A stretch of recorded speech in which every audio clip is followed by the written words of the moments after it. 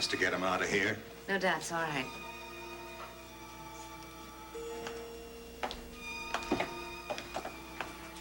Well, sweetness, imagine meeting you here. Forgot the name of the church? Hello, Mary. Let me introduce Christine Van Est. This is my wife, Mary. How do you do? How do you do? May I introduce my baby? This is Ryan Mae Finelli, Jack's daughter.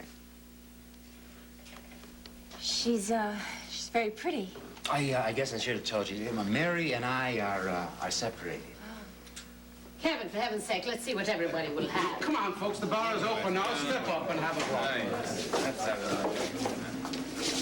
This is the first time you've seen her without a pane of glass between you. Yeah, it is. Would you like to hold her? No, I better not. I might drop her. Christine and I were just on our way to dinner, but everybody's been telling me that I should come to the christening, so I thought we ought to at least drop by and say hello. Hello? Yeah. Offer our best wishes, you know, something like that. Frank. Right. Come on. Yeah, this is... Come on, guys. Let me get this. What are you doing? What are you guys doing? Well, of course that's why you're here. You wouldn't miss an opportunity to come to Ryan's and wish everybody well, now would you? Cass. Sister, can I get you something? A glass of sherry, perhaps? Oh, please, I'd like that very much. Oh, I have never been so ashamed of Jack as I am right at this minute. You want us to move him out of here, man? No, Jumbo, no. I think we better let Mary have the satisfaction of handling this one. All right.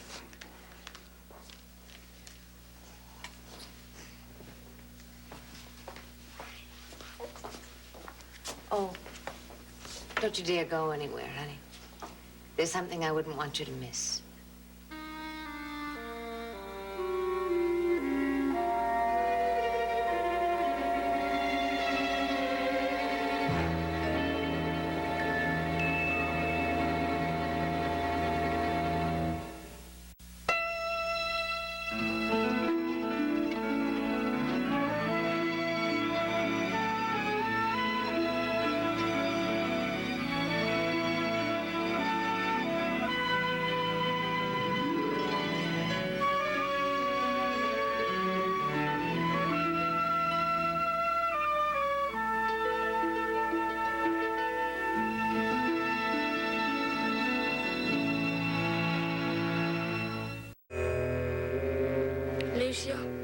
Make my headache go away.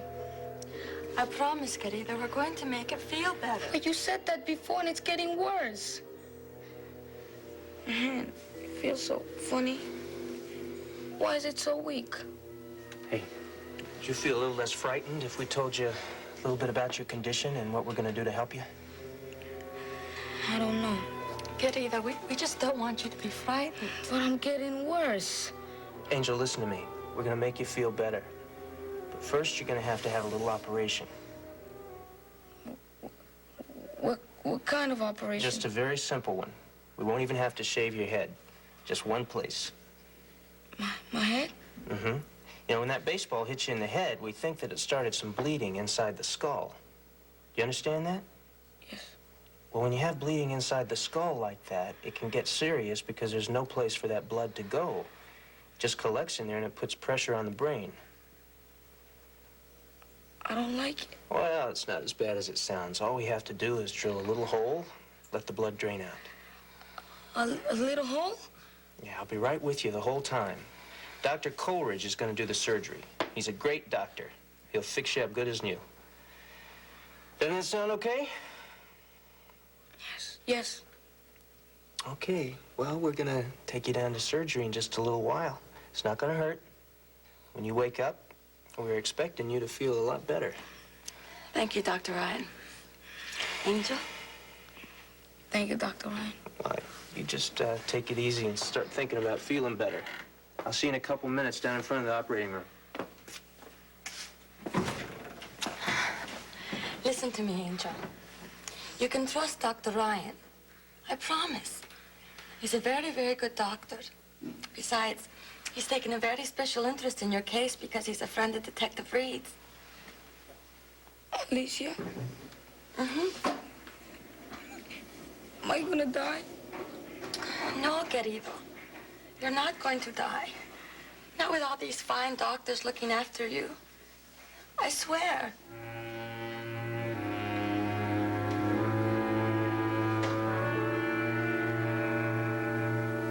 The hematoma isn't apparent.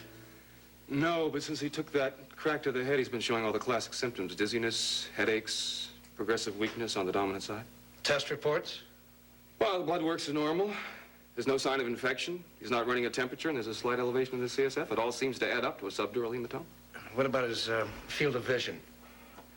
Well, I told Pat that he's having a little trouble reading the menu. I told him to check it out. I'm sure he did. Well, there's one thing left to do. Let's go in and see if we can find it.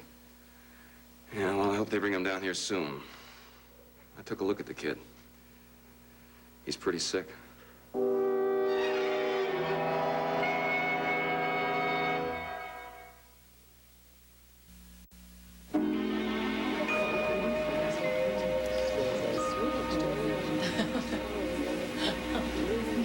I don't understand. Why didn't he come to the church? Because he knows if he would have brought a broad to the church, he would have got hurt. That's right.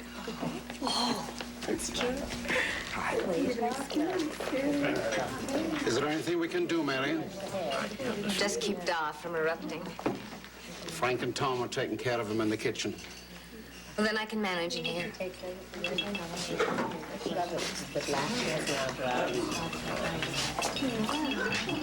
I wanted you to have these. Spirit of the occasion and all. Thank you. Have you known him long? A few weeks. Do you understand what he's doing by bringing you here today? Not exactly. But I do get the distinct impression that there's something going on that I don't understand. Oh, you got it, honey. Today we welcomed our daughter into the family and into the church and into the community. Everyone who's going to be important in her life was there. Her grandparents, her aunts and uncles. Jumbo Marino, Jack's unofficial foster father. Sister Mary Joel, the nun who raised him when he was a child. The only person who wasn't there was my baby's father. Because he's afraid of her. Mary, come on. The same way he's afraid of me and afraid of himself. You see, Christina, I have a problem.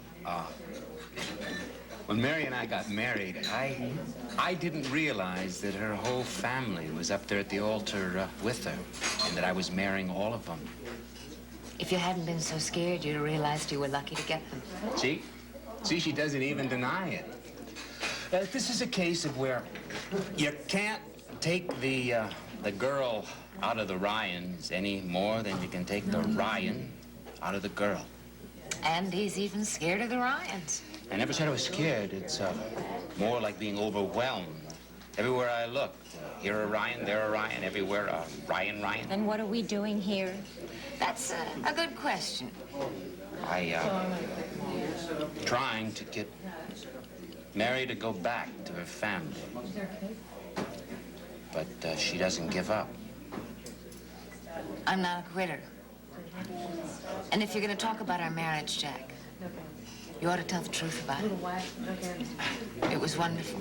Only briefly. Before you got hurt and realized that you needed people and that you'd come to trust somebody beside yourself. That scared you half to death. You started running, and you've been running ever since. That's your version, Mary. It's the truth. And what's really sad is that there's nothing to be afraid of. And there's no reason to keep on running. You never give up, do you? Not easily. Jack, they can't very well have a party with us here. Let's go, please. I haven't had a chance to congratulate my father-in-law. Oh, you're gonna pick a fight with Da? That's the plan, Look, you're not doing Mary any favors by getting this mad. After I went all the way down there, I practically got down on my hands and knees to that man. I begged him to come to the christening and see Mary comes up with a trick like that. Johnny wants you to follow him. God moves in mysterious ways. I'm going to take that shillelagh you gave me and I'll knock you. If I have to, I'm going to put you on the floor and sit on you. Yeah, that'll be the day. Listen, if you're half the friend I think you are, you'll come out there and help me throw him out through the front window. Now, listen, if he's half the friend I think he is, he'll go out there with you and me and wait for Mary's signal. Wouldn't it be better to do what Mary wants us to do? Yeah, but Frank... No buts, no buts. Let Mary call it the way she wants to. Now, that's the only way that we can help her, Doc. Give me your hand on it.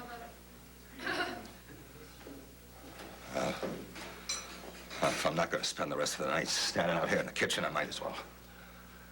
All right. Dad, where are you? I'm coming, sweetheart. Will you do your toast a little early, Da?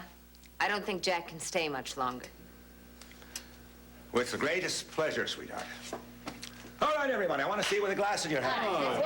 Step up for the bubbly. It's all poured here. Well, Jack, I hope you find this all interesting. Don't count on it. All right. This is for you, sweetheart. All right, everybody, listen. Here you are. Sister, friends, it's an old family tradition that we welcome each newcomer with a celebration like this. Happy that so many of you are here. And a little bit sad for those that aren't, Siobhan. But joyful in each other nevertheless. And before Ryan goes upstairs to her very happy and quiet home, we hope she gets the sense of what this gathering is all about. Not yet, Jack. There's a little verse that sums it up far better than any poor effort of mine. Sweetheart, we hope you'll always remember this. From quiet homes and first beginnings, out to undiscovered ends, there's nothing worth the wear of winning like laughter and the love of friends. Ladies and gentlemen, I give you herself. Ryan May Finelli, welcome to the family, sweetie. There we go, John. Isn't she? Another Ryan. We'll never leave home. Is that all you can get out of it? It doesn't mean anything to you that your daughter has a big, loving family to look after her? Jack, there are a lot of people here going to take pleasure in your leaving. So I leave it up to you. Either you leave under your own power, or you get thrown out. Jack, please, let's go. Well, I guess it's time that we were going. It's been lovely.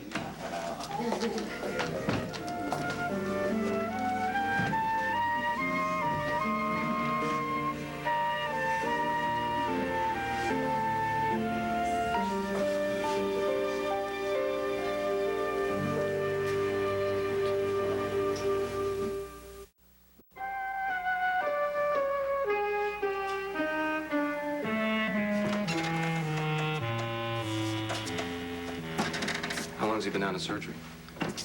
About an hour now. Are you okay? Well, my hands are cold and they're wet. I have a headache. Look, it's not all that bad a procedure.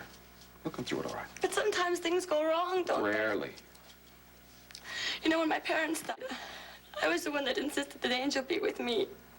Because I knew they were going to try to separate us. And I promised my aunt that I would look after him, take care of him, be responsible for him. All kids have accidents. There's no way to guard against that. Well, I brought him here as soon as the accident happened. I mean, when the emergency room was full, I took him to Dr. Ryan. Alicia, you did everything you could.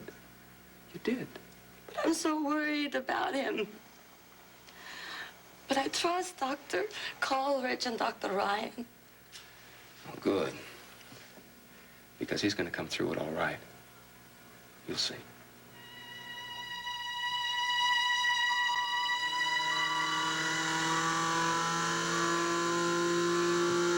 Pressure? 140/90. Pulse? 155 and steady. And some suction, please. Thank you. Just a little while now and we'll be through the bone.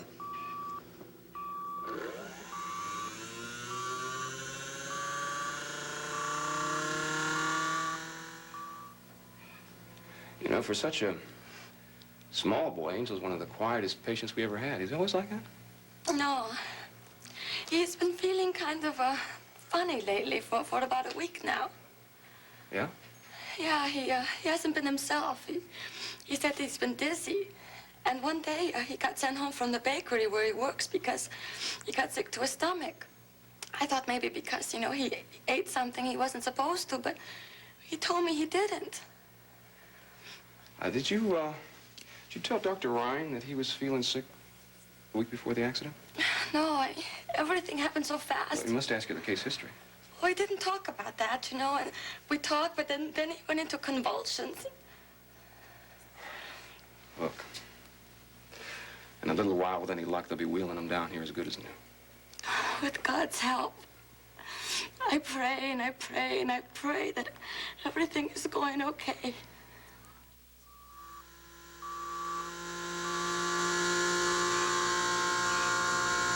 Suction, please. Thank you. All right, let's see now. There doesn't seem to be any evidence of increased pressure on the dura. Scalpel? Underneath, maybe. Needle nose forceps?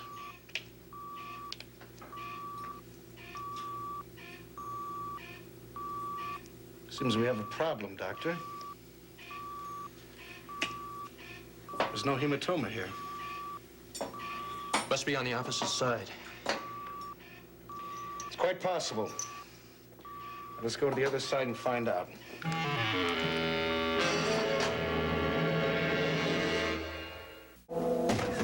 Come on, you sure you won't have some dinner, huh? Yeah, I'm gonna have dinner, but not with you.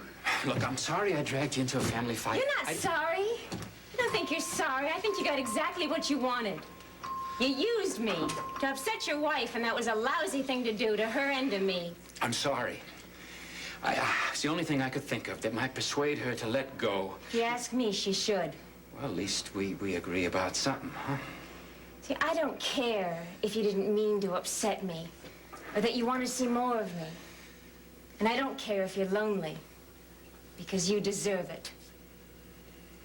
If you'll excuse me, I have to get inside. I've got some things I have to do and get myself together, and then I'm gonna phone a friend and arrange for a late dinner. That friend isn't you.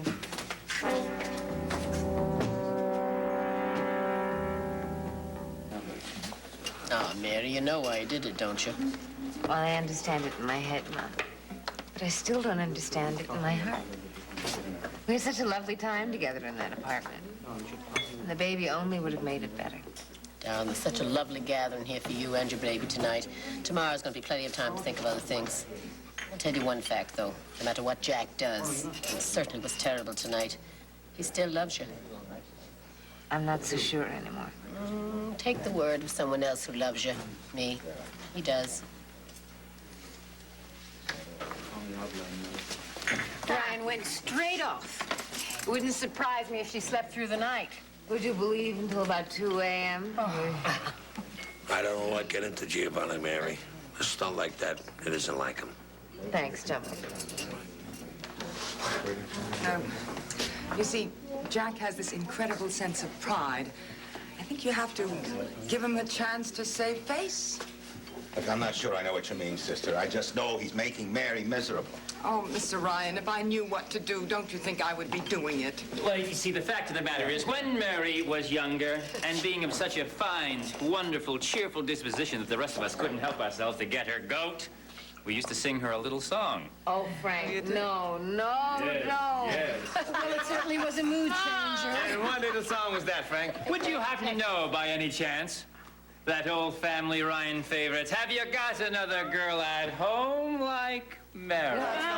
Is the Pope Catholic? Oh, sad song. If you love me, you won't sing it.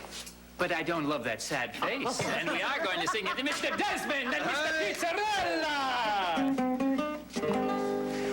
Mary had a lot of sweethearts, and when she became a bride, at the wedding one young man there softly sighed.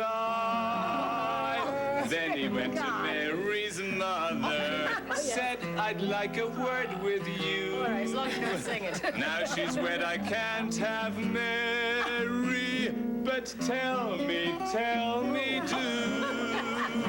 Fool, he's a fool. Have you got another girl at home like Mary? Another little peach upon the family tree. Have you got another girl at home like Mary? Then that little girl will just suit me.